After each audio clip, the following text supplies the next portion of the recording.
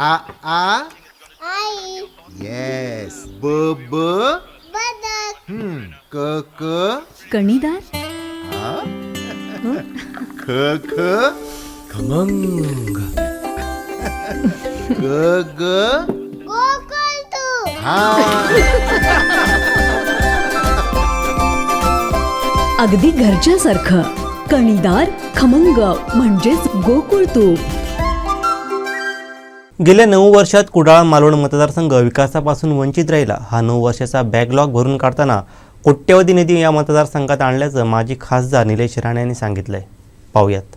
मालवण तालुक्यातील आचरा बंदर रस्त्यावरती नादुरुस्त कॉजवेच्या ठिकाणी नवीन उंच पातळीचा पूल राज्य अर्थसंकल्प अंतर्गत मंजूर झाला. गेली अनेक वर्षे ग्रामस्थांची मागणी होती. या पुलासाठी भाजपा नेते निलेश राणे यांचा केंद्रीय मंत्री नारायण राणे व सिंधुदुर्ग जिल्ह्याचे पालकमंत्री रवींद्र चव्हाण यांच्या माध्यमातून सातत्याने पाठपुरावा सुरू होता. त्या पार्श्वभूमीवरती भारतीय जनता पक्षाच्या माध्यमातून या पुलाच्या भूमिपूजनाचा कार्यक्रम आज भाजपा नेते निलेश राणे यांच्या शुभ हस्ते आचरा येथे पार पडला. त्यावेळी निलेश राणे बोलत होते. आपल्या गावामध्ये भूमिपूजनाचा कार्यक्रम आताच संपन्न झालेला आहे. सातत्याने गेले महिनाभर शिंदे साहेब आणि फडणवीस साहेबांचं सरकार आल्यानंतर एवढ्या मोठ्या प्रमाणामध्ये जो विकास निधी कधी मागच्या 9 वर्षामध्ये दिसला नव्हता, तो पहिल्यांदा आपल्या कुडाळ मालवण मतदारसंघामध्ये आपल्याला दिसायला लागला. या गोष्टीचा माझ्यासारख्या कार्यकर्त्याला समाधान आहे. आणि जो बॅकलॉग जो आम्ही नेहमी आमच्या मनोगतामध्ये म्हणत असतो की आम्ही मागच्या 1.5 वर्षामध्ये की 2 वर्षामध्ये जेव्हापासून हे सरकार आलं तेव्हापासून मागच्या 9 वर्षाचं बॅकलॉग भरण्याचं काम शिवसेना आणि भारतीय जनता पक्षाचे सर्व कार्यकर्ते कुडाळ मालवणमध्ये करत आहोत. आणि मला खऱ्या अर्थाने आपल्या जिल्ह्याचे पालकमंत्री सन्माननीय रवींद्र चव्हाण साहेब यांचे आभार मानावे लागतील. ते जेव्हापासून आपल्या जिल्ह्याचे पालकमंत्री झाले, हा सगळा बॅकलॉग भरून काढायचं काम त्या व्यक्तीने केलं. हे आपल्याला आवर्जून सांगितलं पाहिजे. परवा जेव्हा 51 आपल्या ह्या जिल्ह्याच्या विकास कामांचं भूमिपूजन ऑनलाईन झालं, आपल्याला काही माहिती देणं गरजेचं आहे. कुडाळ मालवण मतदारसंघामध्ये जेव्हापासून शिंदे साहेब आणि फडणवीस साहेबांचं सरकार आलं, रवींद्र चव्हाण साहेब या जिल्ह्याचे पालकमंत्री झाले, आपल्या कुडाळ मालवण मतदारसंघाला 657 कोटी रुपये एक फक्त आपल्या कुडाळ मालवण मतदारसंघाला मिळालेले आहेत. एवढ्या मोठ्या रकमेचे जे काही आपल्याला पालकमंत्री साहेबांनी दिलं, खरोखरच त्यांचे जेवढे आभार मानावे तेवढे कमी आहेत.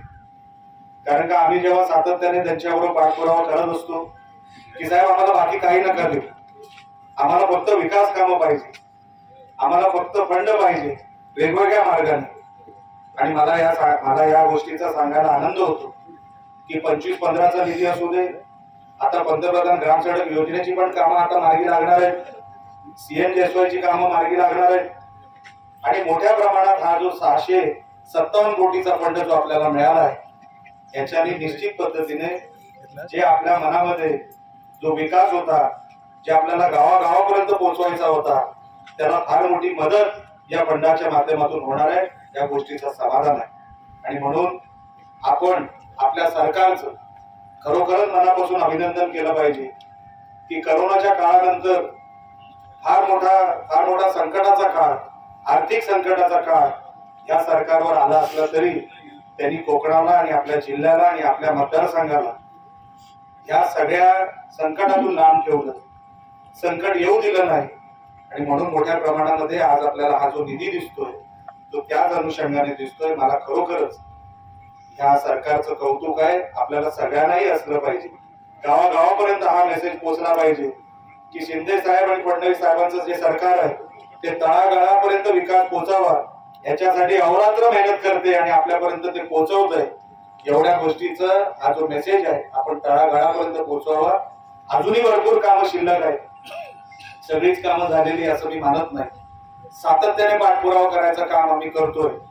जे कुडाळ मालवणला कधीच मिळालं नाही, तसं मी नेहमी माझ्या मनोगतामध्ये म्हणतो की या महाराष्ट्राच्या 288 मतदारसंघापैकी कुडाळ मालवणला आपल्याला 1 नंबरचा मतदारसंघ बनवायचा आहे. त्याच्यासाठी वाटेल ती मेहनत, वाटेल तो पाठपुरावा आम्ही सगळे करतो, आम्ही सगळे कार्यकर्ते करतो. एवढं सांगण्यासाठी आज मोठे साहेब ओरसला येणार आहेत, म्हणून आज जरा शॉर्टकट मध्ये हा कार्यक्रम घेतला. सगळ्यांनी समजून घ्यावं, माझ्यावर आज नको, मोठे साहेब येत आहेत म्हणून आता जावं लागेल.